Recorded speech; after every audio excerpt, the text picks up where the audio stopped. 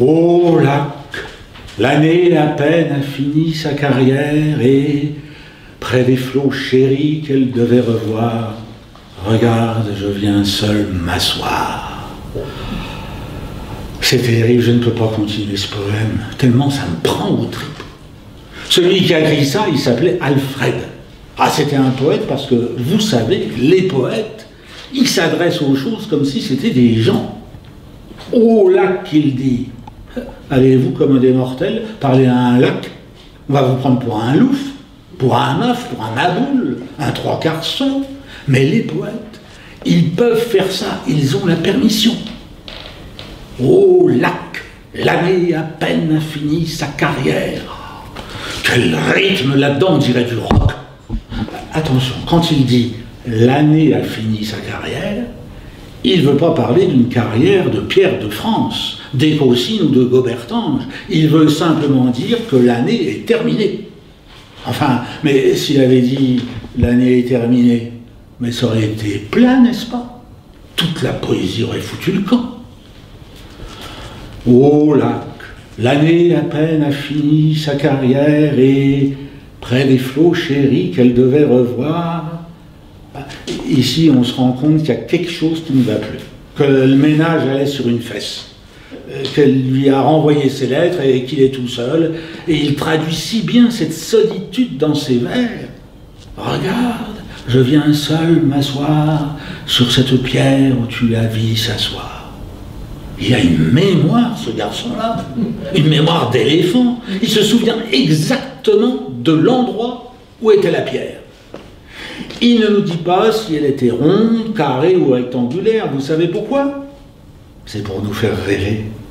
C'est pour nous faire rêver à la forme de la pierre. Mais quel métier! Oh là, l'année à peine a fini sa carrière. Remarquez bien, c'est très important ça. Il s'adresse toujours que son est obsédant, il s'adresse toujours au lac. C'est un interlocuteur social valable. Il ne répond jamais. Je ne sais plus au bord de quel lac c'était peut-être au bord du lac des Quatre Cantons, du lac de Neuchâtel, du lac de Lugano, mais ce n'est pas la position géographique du lac qui est importante ici. Ce qui est important, c'est ce qu'Alfred a ressenti devant cette dame qui était, semble-t-il, la plus belle femme du monde. D'ailleurs, il ne la décrit pas. On a raison de dire que quand il y a une belle betterave, c'est toujours pour un lait cochon. Et puis, il faut vous imaginer comment c'était à ce temps-là. La nature avait encore toute sa majestuosité, pas de pollution, on pratiquait encore la polyculture dans le cadre de l'autosuffisance, l'eau du lac était claire, comme ce n'est pas possible. Vous lanciez une pièce et vous la regardiez descendre jusqu'au fond comme un noyer pensif. Les oiseaux étaient abondants, abondants, abondants. Ô lac, l'année à peine a fini sa carrière. Remarquez bien qu'il aurait pu dire des choses beaucoup plus banales. Par exemple, il neige sur le lac Majeur, j'ai tout oublié du bonheur. Non, attention, c'est un poète, ce garçon-là. Un soir, t'en souviens-t-il, nous voguions en silence. On entendait au loin, sur l'onde et sous les cieux, que le bruit des rameurs qui frappaient en cadence, flotch, flotch, des flots harmonieux.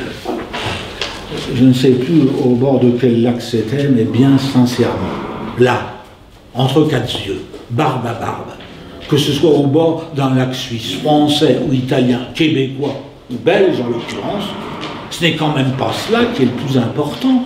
Le plus important, c'est ce qu'Alfred a ressenti, ce qu'Alfred a voulu projeter en poésie, ce qu'Alfred a voulu traduire, exprimer avec tous les mots qu'il avait appris dans les dictionnaires, dans le dictionnaire Larousse, dans le Robert, dans le Littré, avec tout ce qu'il savait, avec tout ce qu'il connaissait. Alfred. Alfred.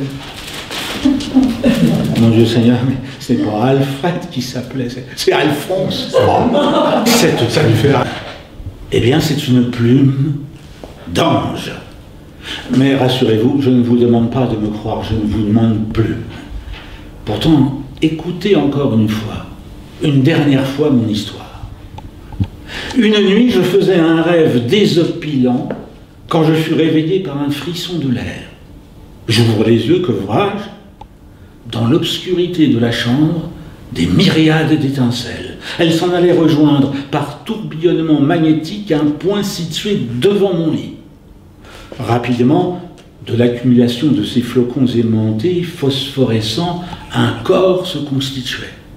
Quand les derniers flocons eurent terminé leur course, un ange était là, devant moi. Un ange réglementaire avec les grandes ailes de lait.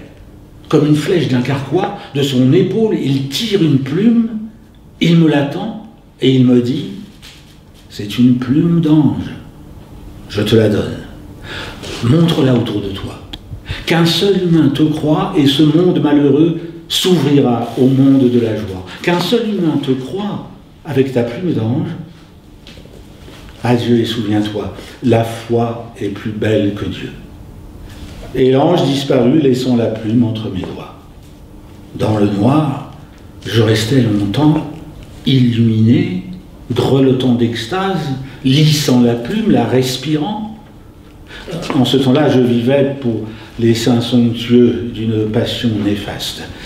Et j'allume, je la réveille. Mon amour, regarde cette plume. C'est une plume d'ange, oui. Un ange était là. Il vient de me la donner. Oh, ma chérie, tu me sais incapable de mensonges, de plaisanteries scabreuses. Mon amour, il faut que tu me croies. Et tu vas voir le monde. La belle, le visage obscurci de cheveux, d'araignée de sommeil, me répondit « Fous-moi la paix, je voudrais dormir, et cesse de fumer ton satané Népal. » Elle me tourne le dos et merde. Au petit matin, parmi les nègres des poubelles et les premiers pigeons, je filais chez mon ami le plus sûr. Je montrais ma plume à l'Afrique, aux poubelles et bien sûr aux pigeons qui me firent des roucoulements de considération admirative. Je sonne. Voici mon ami André. Posément, avec précision, je vidais mon sac biblique, mon oreiller céleste. Tu m'entends bien, André? Qu'on me prenne au sérieux, et l'humanité tout entière s'arrache de son orbite de malédiction guerroyante et funeste. À dégager, fini la souffrance, la sottise, la joie, la lumière débarque. André se massait pensivement la tempe, il me fit un sourire ému, m'entraîna dans la cuisine, et devant un café m'expliqua que moi, sensible, moi, enclin au mysticisme sauvage, moi devais reconsidérer cette apparition. Le repos, l'air de la campagne, avec les oiseaux précisément, les vrais. Je me retrouvais dans la grue grondante, tenaillant la plume dans ma poche. Que dire? Que faire? Monsieur l'agent, regardez, c'est une plume d'ange. Il me croit. Aussitôt, les tonitruants troupeaux de bagnoles déjà hargneuses s'aplatissent. Des hommes radieux en sortent, auréolés de leur volant et s'embrassent en sanglotant. Soyons sérieux. Je marchais, dévorant les visages. Celui-ci, la petite dame. Et soudain, l'idée m'envahit, évidente, éclatante. Abandonnons les hommes, adressons-nous aux enfants. Eux seuls savent que la foi est plus belle que Dieu. Les enfants, oui, mais lequel? Je marchais toujours, je marchais encore. Je ne regardais plus la gueule des passants hagards, mais en moi, des guirlandes de visages d'enfants, mes chéris, mes féeriques, mes crédules me souriaient. Je marchais, je volais. Le vent de mes pas feuilletait Paris. Pages de pierre, de bitume, de pavés maintenant. Ceux de la rue Saint-Vincent, les escaliers de Montmartre. Je monte, je descends et me fige devant une école, rue du Mont-Cenis. Quelques femmes attendaient la sortie des gosses. Faussement paternelle, j'attends, moi aussi. Les voilà. Ils débouchent de la maternelle par fraîche bouffée, par bouillonnement bariolé. Mon regard papillonne de frimousse en minois, qu'étant une révélation. Sur le seuil de l'école, une petite fille s'est arrêtée. Dans la vive lumière d'avril, elle cligne ses petits yeux de jet, un peu bridés, un peu chinois, et se les frotte vigoureusement. Puis, elle reprend son cartable orange, tout rebondi de mathématiques modernes. Alors, j'ai suivi la boule brune et bouclée de sa tête, gravissant derrière elle les escaliers de la butte. À quelques 100 mètres, elle pénétra dans un immeuble. Longtemps, je suis resté là, me caressant les dents avec le bec de ma plume. Le lendemain, je revins à la sortie de l'école, et le surlendemain et les jours qui suivirent. Elle s'appelait Fanny, mais je ne me décidais pas à l'aborder. Et si je lui faisais peur avec ma bouche sèche, ma sueur sacrée, ma pâleur mortelle, vitale, alors qu'est-ce que je fais? Je me tue? Je l'avale, ma plume? Je la plante dans le cul somptueux de ma passion néfaste? Et puis un jeudi, je me suis dit, je lui dis. Les poumons du printemps exhalaient leur première haleine de peste paradisiaque. J'ai précipité mon pas, j'ai tendu ma main vers la tête frisée. Au moment où j'allais l'atteindre, sur ma propre épaule, une pesante main s'est abattue. Je me retourne, ils étaient deux, ils empestaient le barreau. Suivez-nous. Le commissariat. Vous connaissez les commissariats. Les flics qui tapent le carton dans de la gauloise, du sandwich, une couche de tabac, une couche de passage à tabac. Le commissaire était bon enfant. Il ne roulait pas les mécaniques, il roulait les R. Asseyez-vous. Il me semble déjà vous avoir vu quelque part, vous. Alors, comme ça, on suit les petites filles. Quitte à passer pour un détraqué, je vais vous expliquer, monsieur, la véritable raison qui m'a fait m'approcher de cet enfant. Je sors ma plume et j'y vais de mon couplet nocturne et miraculeux. Fanny, j'en suis certain, m'aurait cru. Les assassins, les polices, notre séculaire tennis de coups durs, tout ça, c'était fini, envolé. Voyons l'objet, me dit le commissaire. D'entre mes doigts tremblants, il saisit la plume sainte et la fait techniquement rouler devant un sourcil bonhomme. C'est de loi, ça, me dit-il. Je m'y connais, je suis du Périgord. Monsieur, ce n'est pas de loi, c'est de l'ange, vous dis-je. Calmez-vous, calmez-vous. Mais vous avouerez tout de même qu'une telle affirmation exige d'être appuyée par un minimum d'enquête à défaut de preuves. Vous allez patienter un instant, on va s'occuper de vous. Gentiment, hein? Gentiment. On s'est occupé de moi. Gentiment. Entre deux électrochocs, je me balade dans le parc de la clinique psychiatrique où l'on m'héberge depuis un mois. Parmi les divers siphonnets qui s'abattent ou s'abattent sur les aimables gazons, il est un être qui me fascine. C'est un homme, un vieil homme très beau. Il se tient toujours immobile dans une allée du parc, devant un cèdre du Liban. Parfois, il étend lentement les bras et semble psalmodier un texte secret, sacré. J'ai fini par m'approcher de lui, par lui adresser la parole. Aujourd'hui, nous sommes amis. C'est un type surprenant, un savant, un poète. Vous dire qu'il sait tout, a tout appris, senti, perçu, percé, c'est peu dire. De sa barbe massive, un peu verte, au poil épais et tordu, le verbe sort, calme et fruité, abreuvant un récit où toutes les mystiques, les métaphysiques, les philosophies s'unissent, se rassemblent pour se ressembler dans le puits étoilé de sa mémoire. Dans ce puits de jouvence intellectuelle, saut, je descends, saut débordant de l'eau fraîche et limpide, de l'intelligence alliée à l'amour, je remonte. Parfois, il me contemple en souriant. Des plis de sa robe de bure, il sort des noix, de grosses noix qu'il brise d'un seul coup dans sa paume, crac, pour me les offrir. Un jour où il me parle d'ornithologie comparée entre Olivier Messiaen et Charlie Parker, je ne l'écoute plus. Un grand silence se fait en moi. Mais cet homme dont l'ange t'a parlé, cet homme introuvable qui peut croire à ta plume, eh bien oui, c'est lui, il est là, devant toi. Sans hésiter, je sors la plume. Les yeux mordorés lancent une étincelle. Il examine la plume, avec une acuité qui me fait frémir de la tête aux pieds. Quel magnifique spécimen de plume d'ange vous avez là, mon ami. Alors vous me croyez? Vous le savez? Bien sûr, je vous crois. Le tuyau légèrement cannelé, la nacrure des barbes, on ne peut s'y méprendre. Je puis même ajouter qu'il s'agit d'une peine d'Angelus maliciosus.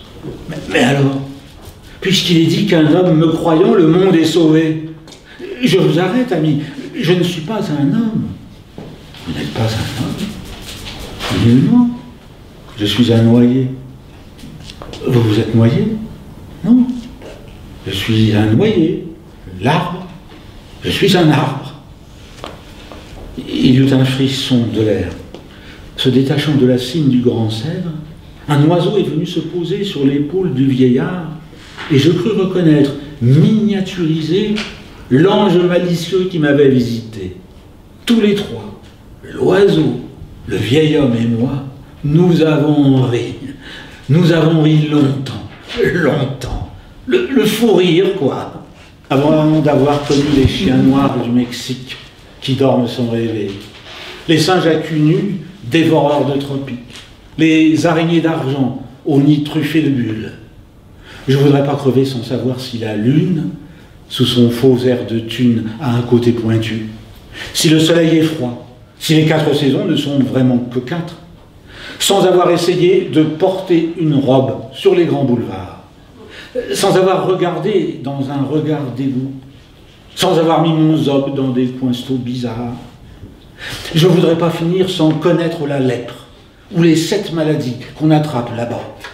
Le bon ni le mauvais ne me ferait de peine, si je savais que j'en aurais les traînes. Et il y a aussi tout ce que je connais, tout ce que j'apprécie, que je sais qui me plaît.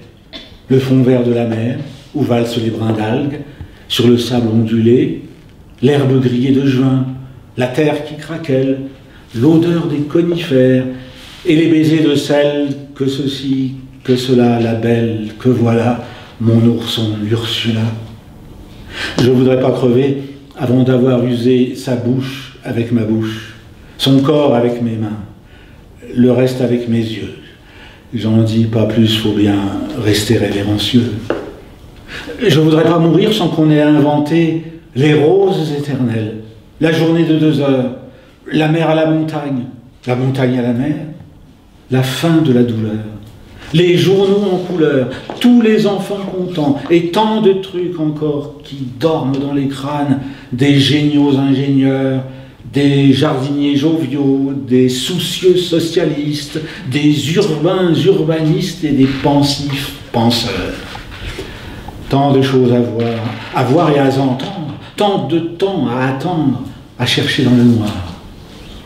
Et moi, je vois la faim qui grouille et qui s'amène, avec sa gueule moche et qui m'ouvre ses bras de grenouille bancroche. Je ne voudrais pas crever, non monsieur, non madame, avant d'avoir tâté le goût qui me tourmente, le goût qui est le plus fort. Je ne voudrais pas crever avant d'avoir goûté la saveur de la mort. Si tu cries, le monde se tait. Il s'éloigne avec ton propre monde.